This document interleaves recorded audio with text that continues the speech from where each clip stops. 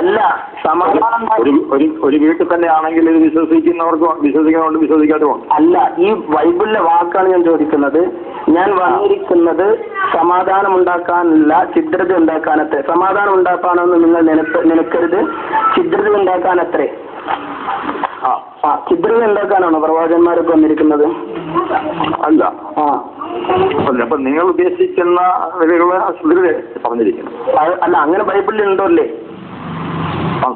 അതുകൊണ്ട് തന്നെയാണ് യേശു പറഞ്ഞു, ഞാൻ എന്റെ സമാധാനം ഞാൻ നിങ്ങൾക്ക് തരുന്ന ലോകം തരുന്നത് പോലെയല്ല എന്ന് പറഞ്ഞിരിക്കുന്നു. അത് എന്റെ സമാധാനം തന്നാലില്ലെങ്കിലും ഞാൻ വന്നിരിക്കുന്നത് സമാധാനം ഉണ്ടാക്കാനല്ല, ഛിദ്രത ഉണ്ടാക്കാനാണ് എന്ന വാക്കുകൊണ്ട് ഉദ്ദേശിക്കുന്നത് എന്താ?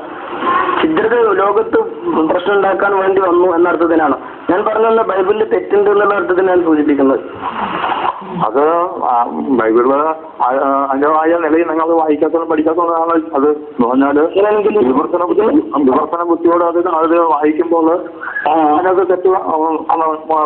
എന്നാൽ ഇതിനൊരു നിർവചനം പറയൂ. ഞാൻ ലോകത്ത് വന്നിരിക്കുന്ന സമാധാനം ഉണ്ടാക്കാൻ അത്രേ, ഛിദ്രത ഉണ്ടാക്കാൻ ആണെന്ന് പറയുന്നത് എന്തിനാ? സമാധാനം ഉണ്ടാക്കാൻ വേണ്ടി അല്ലാന്ന് പറയുന്നത് എന്തിനാ? അത് ഞാൻ പറഞ്ഞല്ലോ. അതുകൊണ്ടാണ് യേശു പറഞ്ഞ്, ഞാൻ എന്റെ സമാധാനം നിങ്ങൾക്ക് തരുന്നത് ലോകം തരുന്നത് പോലെയല്ല എന്ന് പറഞ്ഞു. അപ്പൊ ലോകത്തിലെ സമാധാനമുണ്ട്, യേശുവിന്റെ സമാധാനമുണ്ട്. അല്ല, ഞാൻ വന്നത് സമാധാനം ഉണ്ടാക്കാനെന്ന് നിങ്ങൾ നിലപ്പരുത് എന്ന് പറയുന്നത്. നിങ്ങൾ അങ്ങനെ വിചാരിക്കരുത്, നിലപ്പരുതൊന്നും വിചാരിക്കരുത്.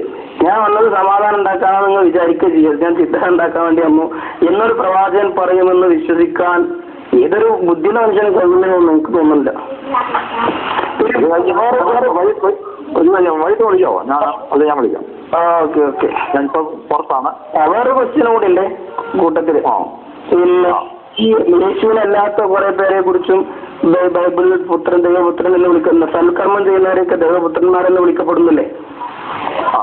അപ്പൊ അതുകൊണ്ട് ഉദ്ദേശിക്കുന്നില്ല. അപ്പൊ യേശു മാത്രമല്ല ദൈവപുത്രൻ, സർവ്വരും ദൈവപുത്രന്മാർ എന്ന് പറഞ്ഞാൽ ദൈവത്തിന് വണങ്ങി അഥവാ യഹോവയെ വണങ്ങി ജീവിക്കുന്നവരൊക്കെ ദൈവത്തിന്റെ പുത്രന്മാരെന്ന രൂപത്തിൽ വിളിക്കപ്പെടുന്നുണ്ടല്ലോ. കാരണം ഈ ആദിമ മനുഷ്യനെ എങ്ങനെയാ ദൈവം സൃഷ്ടിച്ചത്? സൃഷ്ടിച്ചു. അപ്പം മണ്ണിൽ പിതൃപുത്ര ബന്ധമാണ് ദൈവമായിട്ടുള്ളത്. പുത്ര ബന്ധമാണ്. അതെ, പിതൃപുത്ര ബന്ധം എന്നല്ല. യേശുവിനെ കുറിച്ച് മാത്രമല്ല പുത്രൻ എന്ന് ഉപയോഗിച്ചത് ഞാൻ പറഞ്ഞു തരുന്നത്. ബൈബിളും യേശുവിനെ അല്ലാത്തവരെ കുറിച്ചും പുത്രൻ എന്ന് പറയുന്നുണ്ട് ഇല്ലേ? പിന്നെ ബൈബിൾ പറയുന്നുണ്ട്, അവനെ കൈക്കൊണ്ട് അവന്റെ നാമത്തിൽ വിശ്വസിക്കുന്ന ഏവർക്കും ദൈവമക്കളാകുവാൻ അവൻ അധികാരം കൊടുത്തു എന്ന് പറഞ്ഞു. അല്ല, ദാവീദിനെ കുറിച്ച് ദൈവപുത്രൻ എന്ന് പറയുന്നുണ്ടല്ലോ ബൈബിളില്. ഉണ്ട്. അപ്പൊ യേശു ദൈവപുത്രൻ, ബാക്കിയുള്ളവരും ദൈവപുത്രനാണ് എന്ന് പറഞ്ഞു. അവനെ കൈക്കൊണ്ട്.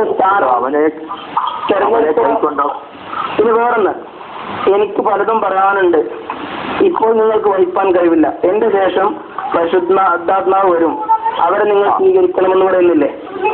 ഉണ്ട്. അതാരാ ഈ പരിശുദ്ധാത്മാവ്?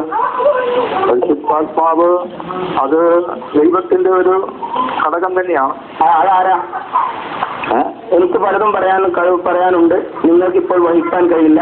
ഞാൻ പോയാലേ അയാൾ നിങ്ങളെടുക്കൽ വരൂ, അവൻ സർവ്വസത്യത്തിലേക്കും നിങ്ങളെ വഴി നടത്തും എന്ന് പറയുന്നത് ഞങ്ങളുടെ വിശ്വാസപ്രകാരം അത് പ്രവർത്തിക്കുന്ന സൂചനയാ. ദൈവത്തെ ആരും ഒരു നാളും കണ്ടിട്ടില്ല, ദൈവം ആത്മാവാകുന്നത് വഴി പറഞ്ഞു. അതല്ല, അതായിക്കോട്ടെ, ദൈവത്തെ കണ്ടോ ഇല്ലെന്നല്ലല്ലോ ഞാൻ ചോദിച്ചത്. എനിക്ക് ശേഷം എനിക്ക് പലതും പറയാനുണ്ട്, ഇപ്പോൾ നിങ്ങൾ വഹിപ്പാൻ കഴിവില്ല. ഞാൻ പോയാലേ അദ്ദേഹം നിങ്ങളെടുക്കൽ വരൂ, അദ്ദേഹം സർവ്വകാര്യത്തിലേക്കും നിങ്ങളെ വഴി നടത്തും. ആ അദ്ദേഹമാണ് പ്രവാചകൻ മുഹമ്മദ് നബി എന്ന് വിശ്വസിക്കുന്നവരാണ് ഞങ്ങൾ. അത് നിങ്ങളുടെ വിശ്വാസം. അതെ, ഈ പരിശുദ്ധാത്മാവ് ആരാ? ഈ വരാൻ പോകുന്ന ആളാരാ? അയാളിതുവരെ വന്നിട്ടില്ലേ? വരുമോ? എന്നാ വരാന്? യേശു പറഞ്ഞു, ഞാൻ പോയതുപോലെ വീണ്ടും മടങ്ങി വരുമെന്ന് പറഞ്ഞിട്ടുണ്ട്. യേശുവിന് വേണ്ടി അത് വിശ്വസിക്കുന്നവരാണ് ഞങ്ങൾ. കാരണം യേശുവിനെ ഉയർത്തപ്പെട്ടിരിക്കുന്നു, ഈശ എന്ന പ്രവാചകനെ ഉയർത്തപ്പെട്ടിരിക്കുന്നു, കൊല്ലാൻ കഴിഞ്ഞിട്ടില്ല. അദ്ദേഹം വീണ്ടും തിരിച്ചു വരുമെന്ന് വിശ്വസിക്കുന്നവർ തന്നെയാണ് ഞങ്ങൾ. യേശു മരിച്ചു അടക്കപ്പെട്ട് 3-ാം നാൾ ഉയർത്തെഴുന്നേറ്റു. അതുവരെ നിയന്ത്രിക്കുന്ന ആരാ ലോകം? മരിച്ചു 3-ാം നാൾ വരെ ലോകം നിയന്ത്രിക്കുന്നവരാ?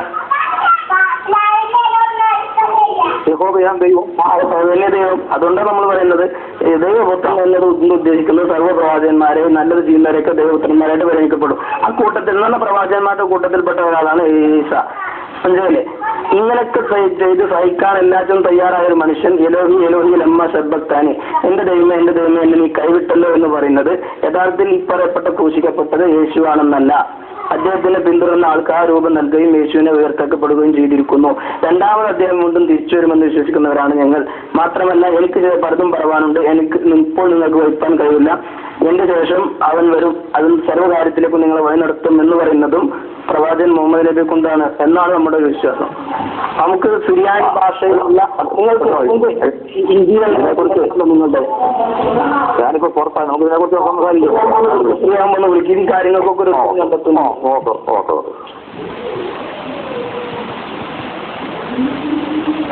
ഹലോ, തോമസ് സ്റ്റേഷൻ്റെ അവിടെ?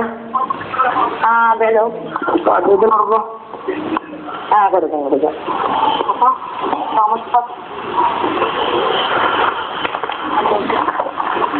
ഹലോ ഹലോ, തോമസ് സാർ അല്ലേ? അതെ. ഞാൻ അന്ന് വിളിച്ചിരുന്നല്ലോ അസീസ്, ഒരു സംശയമൊക്കെ ചോദിച്ചിട്ട്. ഞാനിവിടെ ഇല്ലായിരുന്നേ, ഞാനിവിടെ ഇൻഡോർ പോയി. ഞാൻ ഇന്നലെ കഴിഞ്ഞ ദിവസം വന്നത്. എവിടെ പോയി? ഇൻഡോർ